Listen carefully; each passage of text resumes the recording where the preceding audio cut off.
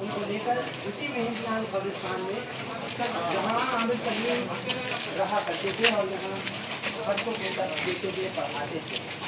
اب اور پھر جن کا آگے سے زیادہ نکالتا تھا وہ صحافت میں گزرتا تھا.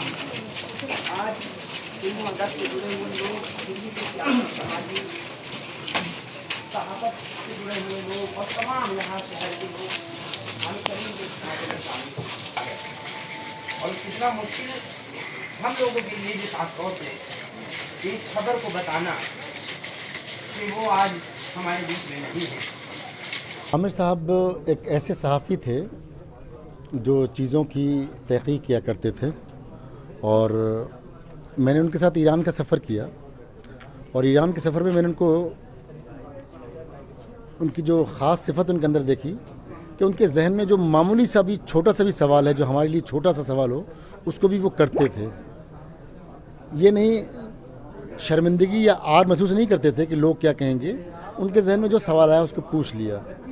R&D کرتے تھے, لوگوں سے فون کرتے تھے, اور تحقیق کرنے کے بعد خبروں کو لانا, چھاپنا, منظرعام پہ لانا, یہ ان کا ایک خاص وصف تھا. اور ایک بڑی بات جو میں نے ایران سفر میں دیکھی کہ ہر چیز کو وہ نوٹ کیا کرتے تھے, ڈائری مینٹین کرتے تھے. آج کے دور میں ڈائری مینٹین کرنے والے لوگ بہت ہی کم رہ گئے ہیں. ہر چیز کو وہ تاریخ کے ساتھ, وقت کے ساتھ اپنی ڈائری میں محفوظ کیا کرتے تھے. وفات کے بعد جو اردو صحافت میں جو ایک بڑا خلا ہوگا, کیونکہ اگر ہم بات کریں اردو صحافت کی دہلی کے حوالے سے, تو روزنامہ انقلاب اور سہارا, کیونکہ دو وہ بڑے کارپوریٹ کے اخبار ہیں, اس کے بعد جو تمام اخبارات ہیں جو دوسرے درجے کے اخبار ہوتے ہیں, یا میں کہوں کہ وہی صحافت کا اصل معیار طے کرتے ہیں, تو اس میں ہمارا سماج کا ایک معیار تھا, ایک وقار تھا. اور ہمارا سماج میں جب ہم کھولتے تھے تو عامر سلیم خان صاحب کو ہم یاد کرتے تھے. ان کا مضمون ہم نے 3 دن پہلے تک پڑھا تھا, اور سیاست پر ان کے مضامین بڑے اچھے آتے تھے. مسلمانوں کو کیا کرنا چاہیے. ابھی ان کا جو آخری مضمون یکساں سول کوڈ پہ تھا, یکساں سول کوڈ کے حوالے سے جو انہوں نے لکھا تھا, یہ تمام تحریریں ایسی ہیں جن کو ہم لوگ مس کریں گے, اور بالکل غیر جانبداری سے لکھا کرتے تھے. یہ کہا جائے کہ عامر سلیم کے جانے سے تفتیشی صحافت, جسے انگریزی میں انویسٹیگیٹو جرنلزم کہتے ہیں, وہ یتیم ہو گئی ہے.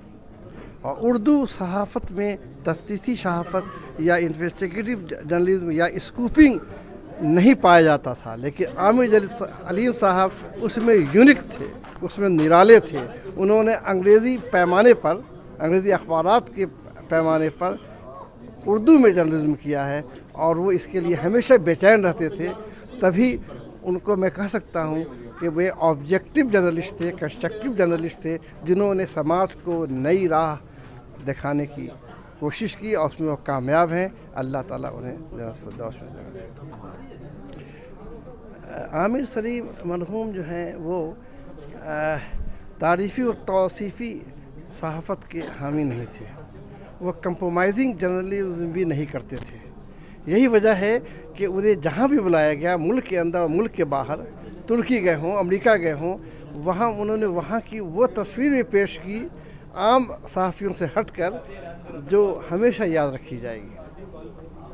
صحافت خاص طور پر رپورٹنگ کے تعلق سے اگر دیکھا جائے تو عامر صاحب اردو صحافت میں اپنی نوعیت کے واحد رپورٹر تھے, جو موقع پہ پہنچتے تھے, چیزوں کی تحقیق کرتے تھے. یہ چیزیں بہت کم ہو گئی ہیں, لوگ ڈیسک پہ بیٹھ کے خبریں لکھتے ہیں, اور عامر صاحب کے اندر یہ چیزیں نہیں تھیں. وہ موقع پہ پہنچتے تھے, اسپاٹ پہ پہنچتے تھے, دیکھتے تھے چیزیں. محنتی, ایماندار, اور اپنے کام کو لے کے 100% اپنی خدمات دینے والے. ایسے بہت کم لوگ ملتے ہیں. کسی ادارے کے لیے بہت خوش نصیبی کی بات ہے کہ اس کے پاس عامر سلیم جیسا آدمی ہو. قدر و قیمت تھی. صحافتی دنیا میں جہاں تک میں سمجھتا ہوں ایک بے باک لکھنے والے تھے, اور اقلیتی اداروں کے تعلق سے, اقلیتی قومیں کے تعلق سے انہوں نے جتنی بھی خبریں تقریباً لکھی ہیں, اور جنرل ایشو جتنے بھی انہوں نے اٹھائے ہیں, وہ بہت بے باکی کے ساتھ اور ہمدردی کے ساتھ مشفقانہ انداز میں انہوں نے اپنی رپورٹنگ کی, اور اخبارات میں نمایاں جگہ انہوں نے پائی, اور صحافت میں ایک الگ مقام پایا. اور سمجھ لیجئے کہ آج کی دنیا میں جو چند لوگ تھے صحافتی, اردو صحافت کے حوالے سے, ان چند لوگوں میں سے ایک نام عامر سلیم خان کا تھا. اور اب تو اللہ کا فضل ہے کہ وہ شاعر کی حیثیت سے بھی مقبول ہونے لگے تھے, اور اردو اکادمی دہلی میں بھی انہوں نے 3 مشاعرے پڑھے. اور ابھی ایک ہفتے کے بعد جو مشاعرہ ہونے جا رہا تھا اس میں بھی میں نے ان کا نام پیش کیا تھا، اور میرے ان کے تعلق دوست سے کہیں زیادہ بھائی کے تھے اور مجھے مشورے ہمیشہ دیا کرتے تھے۔ تو ادب کے لیے اور صحافت کے لیے میں سمجھتا ہوں ناقابل تلافی خسارہ ہے، اور ضرور ان کے انتقال سے خلا قائم ہوا ہے، اس کا بھر پانا بڑا ہی مشکل ہے، کیونکہ ایسا نڈر اور بے باک صحافی مجھے اردو اخبارات کی دنیا میں تو کم سے کم ہی دکھتا ہے، نظر آتے ہیں ایسے لوگ بہت کم۔